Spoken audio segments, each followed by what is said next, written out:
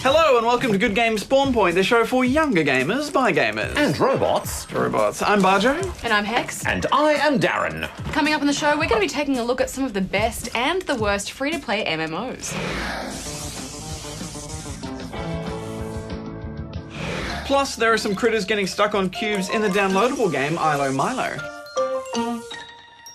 And we'll be taking on more of your questions at the Ask Good Game desk. Like this email I just received. Ooh, which email, Darren? Oh, I'll just go collect it. Da-da-da. Off to my Darren cave. Off to my secret noob-free zone. Now, entering 3 million digit encryption key. Entering secondary password. Open the door, get on the floor. Disabling noob laser grid. Disabling mines. Okay, up to my Darren, terminal. this is taking forever. Do-do. Potential extermination required over Pokemon. I think we should just get on with it, Hex. Darren, are you coming out? Oh, just carry on, Hex. I have some extremely serious matters to attend to that must take priority over everything. Yeah, like how we're going to hack into his Darren cave. Barjo, my first impression of Ilo Milo was, OMG, it's like a mini Little Big Planet. It's got that same warm, fuzzy feeling and that quirky but kind of cool music, and it just looks beautiful. Your task is to reunite the friends. Which seems like a relatively simple task, but it's not. You can switch between the red Ilo and the blue Milo as you try and bring the two together by using and swapping blocks and collecting items along the way. As you move on through the levels, you're introduced to new blocks, some that help, expanding blocks, bounce buttons, levers, gateways, and some that don't.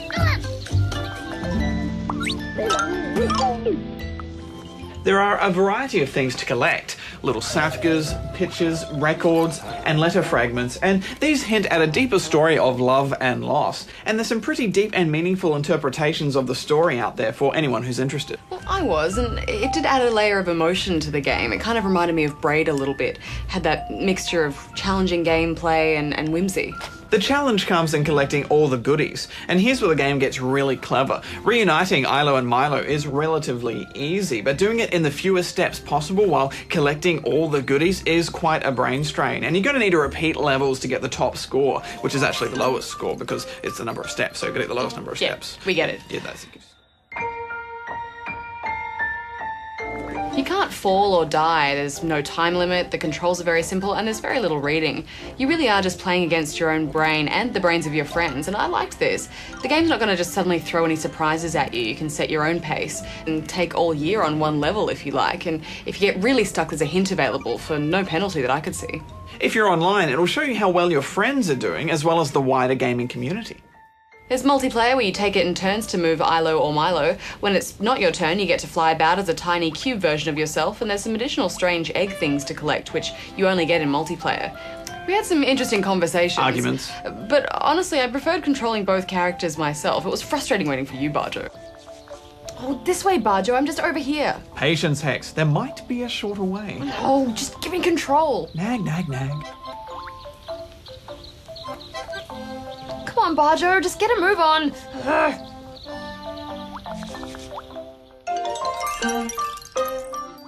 Every step counts, Hex. Every step. Every step.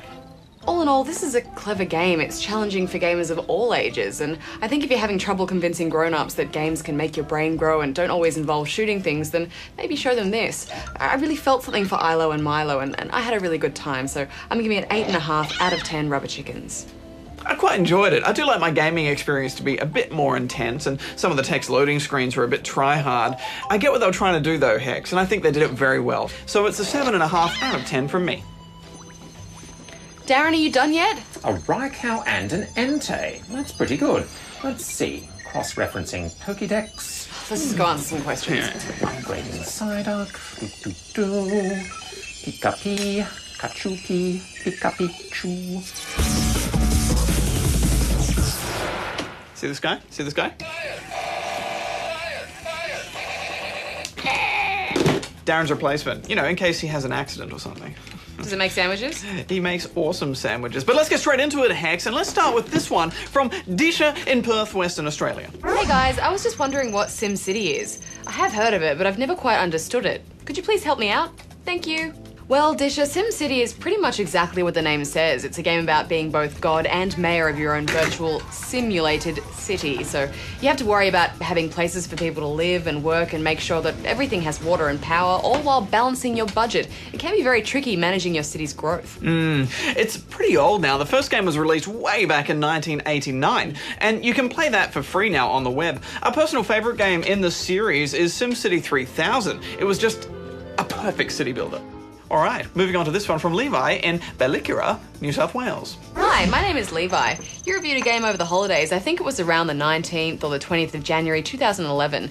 The game had a motorbike doing heaps of cool tricks like jumping over a shark pool. Can you please tell me the name of the game? Thanks, Levi. P.S. Your show is awesome. Have a good game day. Oh, well, thanks, Levi. You have a good game day yourself. We should make that a national holiday. Good game day. Awesome. Only play good games. You just play awesome games all yeah, day. Unless you're a mad in which case you have to go to work and make money and give us some money so we can play games. All right, well, I'm pretty sure that the game you're talking about is Joe Danger. It's for the PlayStation Network only, so you're going to need a PS3 to play it. It's a great little game though, so we highly recommend it. Just calling the Prime Minister. Oh, Yeah. So she can organise it. really? Engaged. If you don't have a PS3 though, and you're hankering for some motorbike shenanigans, we also highly recommend Trials HD, which you can get on Xbox Live Arcade, but you can also get it for PC, and it's called Trials 2. And there's even a free Flash version you can try out on Miniclip. It can get really hard though, so be ready for a challenge. Alright, let's go to this one from Josh in Logan City, Queensland. I've always been trying to talk or mail you guys and would never watch your program again if you don't answer. 1. Is there any karate games available for the Xbox 360 or Kinect? Hey Josh, sorry to hear you've been trying so hard to get in contact with us, and we're sorry to all of you spawnlings whose questions we haven't had time to answer. I blame Darren personally, but we do read them all and we love getting them, so we want more. But to answer your question, Josh, there isn't any karate game for the Kinect so far. There is Fighters Uncaged, but that's rubbish. Would be a good idea for the Kinect though, wouldn't it? A karate game. Yeah, it'd be right. Karate! What are you doing?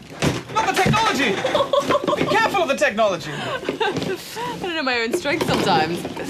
Okay, how about we go on with this one from Nova in Adelaide, South Australia. What do you... Hey, good game. Do you know of any DJ virtual reality games on the Xbox 360? Not I, repeat, not on Xbox 360 Kinect. P.S. Darren should charge his laser on himself. He is a noob. Lol. Anyways, you both are the best gamers. Nova out. Well, thanks, Nova. We're not really sure what you mean by virtual reality, or VR as it's often called. See, VR typically involves the use of a custom helmet display and gloves that you have to wear to fully immerse yourself into the virtual world, and there's just no such device for the 360. But if by virtual reality you just mean a video game, then yes, there are a couple of DJ games for 360, and your options are either DJ Hero or DJ Hero 2. You just need to buy this DJ deck to play them, but they're a really fun game. All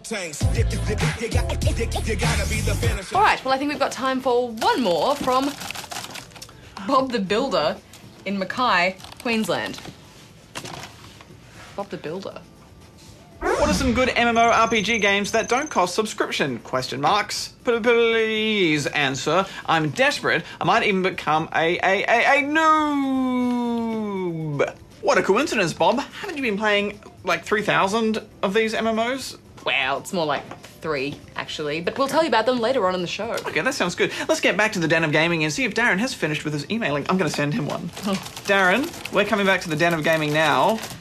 Stop mucking about! Oh! Stop mucking about! Take a picture of us. I've already sent it. No, send another one. Take a picture of us. Ready? Here you go. That's beautiful. Oh, we look great. That's gone on the internet. Stop breaking things. La la la. Empty trash. Those noobs will never troll me again. Oh, I've got new mail and... Oh, it's a noob! Delete! Oh, hang on. What's this? Dear Darren, I need your help. I play a lot of Pokemon and I've now caught 96 of them in Pokemon Heart Gold. Does having caught 96 Pokemon mean I'm not a noob anymore? I don't want to be lasered.